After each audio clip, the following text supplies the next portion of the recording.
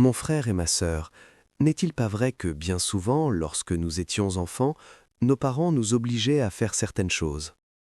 Nous ne voulions pas manger, et papa et maman disaient « tu vas manger ». Nous ne voulions pas nous laver, tu vas te laver.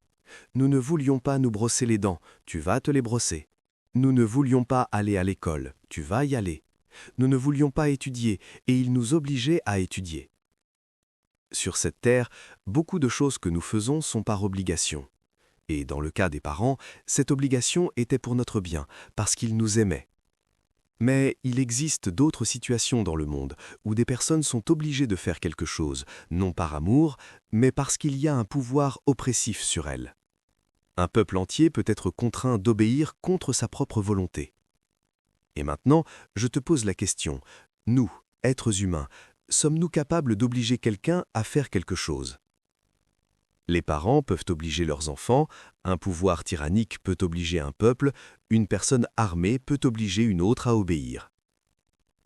Alors je te demande, penses-tu que Dieu n'aurait pas le pouvoir de nous obliger? Bien sûr que si. Le Dieu créateur du ciel et de la terre, le Dieu qui peut tout, le Dieu qui peut faire ce qu'il veut, il pourrait nous obliger. Mais il n'a pas voulu le faire. Il pourrait imposer, mais il n'impose pas. Et c'est pourquoi je veux commencer cette vidéo en affirmant quelque chose d'essentiel. Dieu propose, mais il n'impose pas.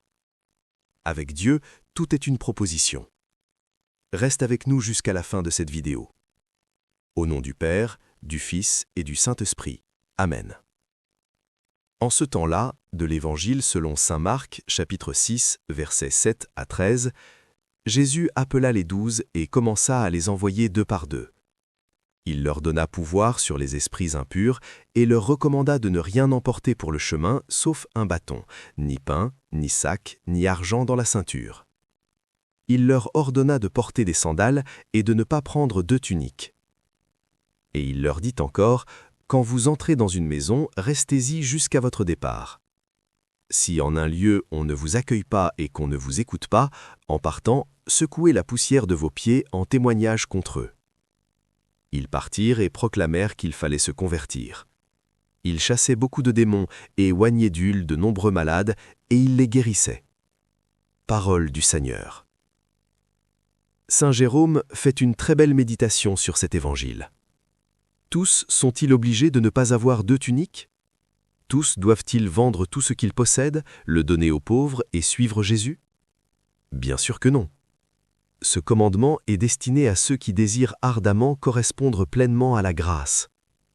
Le Seigneur dit dans l'Évangile, « Si tu veux être parfait, va, vends ce que tu possèdes, donne-le aux pauvres et viens, suis-moi. » Il a dit cela à ceux qui désirent parvenir à la pleine maturité dans la foi, afin que cela ne semble pas imposer un fardeau lourd sur des épaules qui ne le désiraient pas. Dieu n'a jamais rien imposé à personne. Si je suis prêtre, c'est parce que j'ai voulu être prêtre. Si j'écoute cette parole et que je la mets en pratique, c'est parce que je le veux. Dieu n'oblige pas.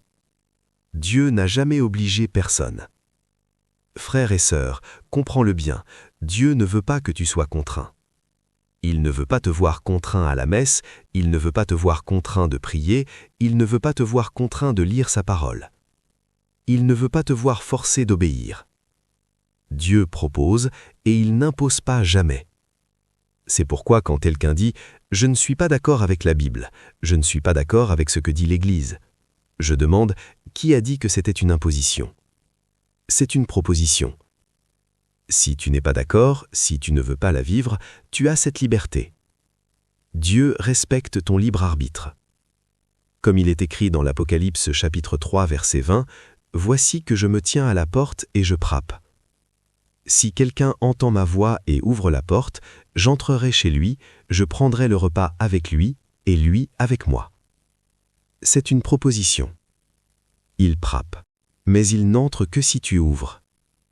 Dieu veut que tu l'aimes librement, que tu le serves librement. Dieu n'agit pas par imposition. Dieu agit par amour, et dans l'amour, il respecte notre liberté. Écris ici dans les commentaires librement, je dis oui à Dieu et à sa volonté dans ma vie. Et partage cette vidéo avec quelqu'un d'autre.